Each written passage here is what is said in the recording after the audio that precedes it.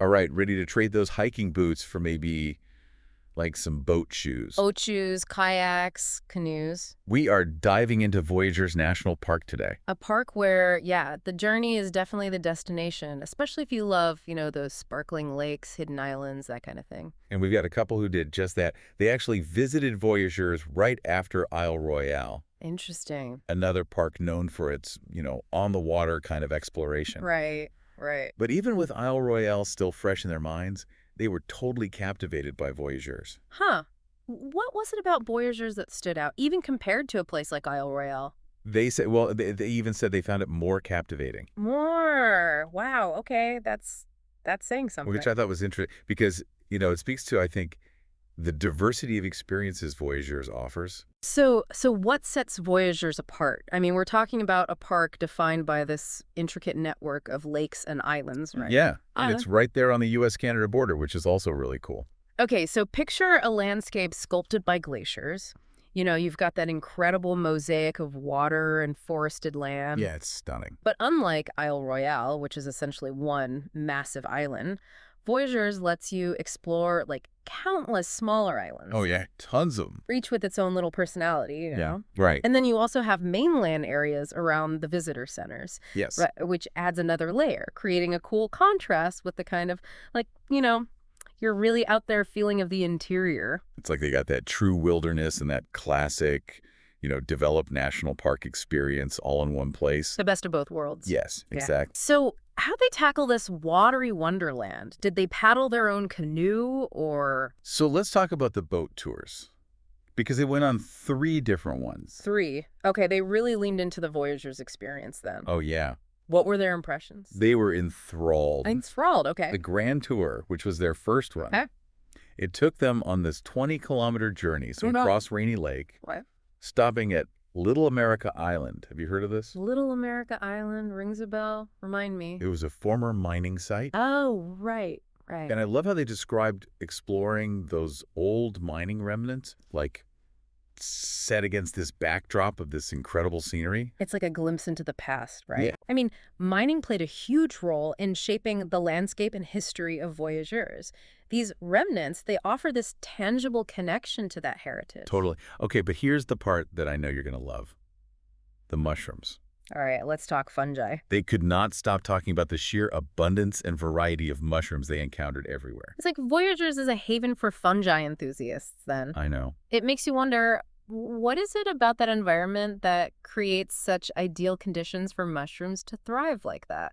Was it a particularly damp season when they were there? Wow. Are there like unique fungal species in that region? It speaks to this complex and thriving ecosystem that honestly we often overlook. Yeah. It's like this whole hidden world right beneath our feet.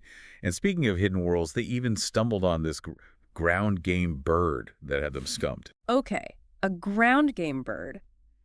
You've piqued my curiosity. What kind of bird? They don't know. They couldn't figure it out.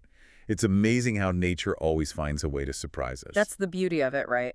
Always something new to discover. Speaking of surprises, their Labor Day adventure, oh my goodness, this one takes the cake. Okay, lay it on me. What kind of Labor Day adventure are we talking about? Picture this. A special boat tour.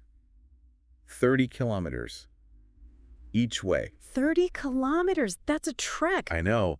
Venturing across international borders, all to reach a trailhead. Hold on, back up. International borders. Are we talking about a casual jaunt into Canada here? They crossed into Canadian waters a few times during the tour. No way. Did they need their passports? Don't worry, it was all above board. Okay, good, good. They didn't disembark on the Canadian side, so no passport needed. That's an unexpected twist. Adds a whole other dimension to the experience. Right. It's a reminder that nature, it doesn't really recognize those human-made borders. And this Anderson Bay Overlook Trail. Oh, okay. That's where they were headed, right? Yes.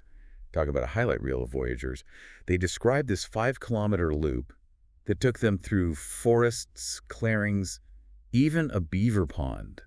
Sounds idyllic. All culminating in these, breathtaking views of the surrounding waterways and islands. Did they happen to spot any of those elusive beaver architects while they were on this idyllic hike? No actual beaver sightings. Ah, shucks. But they did come across a beaver den, Oh, nice. which is almost as good, right? Close enough. Those busy little engineers are in there somewhere hard at work. I know. But all that natural beauty, it does come with a price. Yeah. Mosquitoes. Ah, yes, the unavoidable companions of pristine wilderness. They even compared the mosquito situation to Alaska, Oh, wow. Okay. so you know it was intense. That's a whole other level of mosquito encounter. They had one more boat tour to experience, though, and this one sounds truly special. Okay, after battling mosquitoes and hiking trails, they deserved a little something special. What was it? The stars over Namakan. Stars over Namakan. Okay, that name alone has me intrigued. Tell me more. So just imagine a boat gliding across Namakan Lake as the sun dips below the horizon, Okay, I'm with you. painting the sky with those incredible sunset colors. Mm. Then as darkness descends and your eyes adjust, the stars begin to emerge. I'm getting chills just picturing it.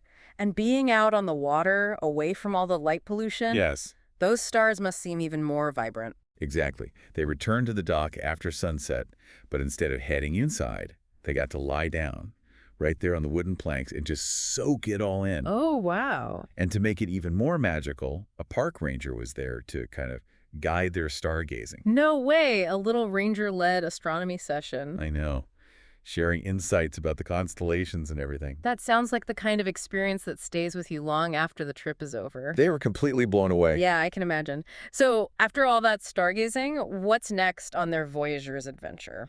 Well, this is interesting because they had originally planned to make Voyageurs the grand finale of their national park quest. Their grand finale, really? Yes, so the culmination of their journey to visit all 63 parks. Wow, to have Voyageurs as the crescendo to such an epic adventure, that's pretty special. I know. What changed? Wildfires, of all things. Oh, no. Yeah, they had to postpone their trip to Lassen Volcanic National Park in California, so their quest wasn't quite over. Lassen Volcanic, that's a story for another time then. Exactly. Did they happen to, try to find the classic park sign? Speaking of, Get that photo up. oh, they had a funny anecdote about that because you would think finding the official Voyager sign would be, simple. Right, it's like park sign, check. But apparently this park, likes to keep things interesting. How so? Was it hidden away in some remote corner of the park or? No, exactly. It was located where the boats arrive, Okay. which, makes sense, but not exactly convenient if you're on foot.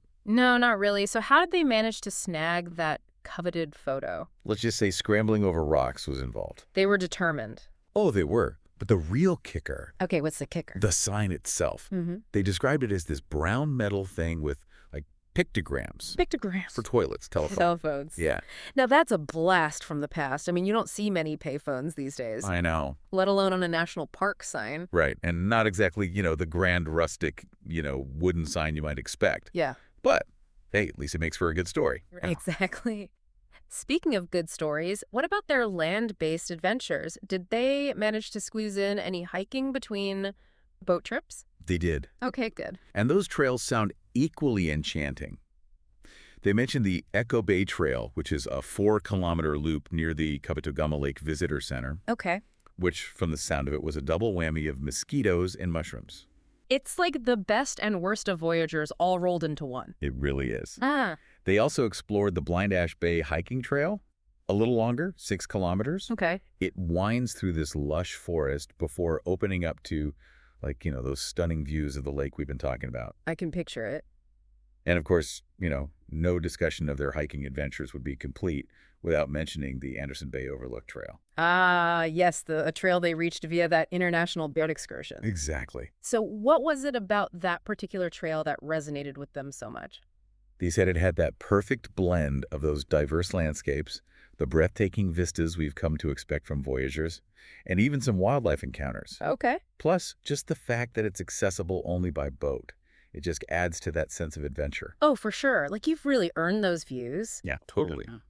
But even with all those incredible experiences, they did admit to one minor frustration. Okay, there's always a catch, isn't there? It's the inherent limitations, I think, of relying solely on the park's, organized boat tours. That makes sense. While those tours are amazing for an introduction to the park, I can definitely see how they might leave you wanting a little bit more freedom. Yes. A little more flexibility, maybe. They felt a bit restricted, like tourists on a schedule, rather than, true explorers. So what's the solution? I mean, obviously they loved Voyageurs. Are we talking about a return trip? But this time with a slightly different approach. You guessed it. They're already dreaming of returning to Voyagers, but next time, they're ditching the organized tours and embracing the ultimate freedom. Okay, I'm on the edge of my seat here. What's the ultimate freedom in Voyageurs? Renting a houseboat. No, that's what I'm talking about. Imagine that, having that entire network of waterways at your disposal, waking up to the sound of loons, dropping anchor wherever your heart desires, and just spending your days exploring those hidden coves. Yes. Stargazing from your own private floating oasis. They're already picturing themselves like captains of their own destiny, charting their own course through the heart of Voyageurs. They even mention the possibility of a winter visit. Oh, wow, a winter visit. Now that's a completely different experience. Right. Imagine the lakes frozen over, the trees blanketed in snow, northern lights maybe. I mean, talk about a winter wonderland. I know.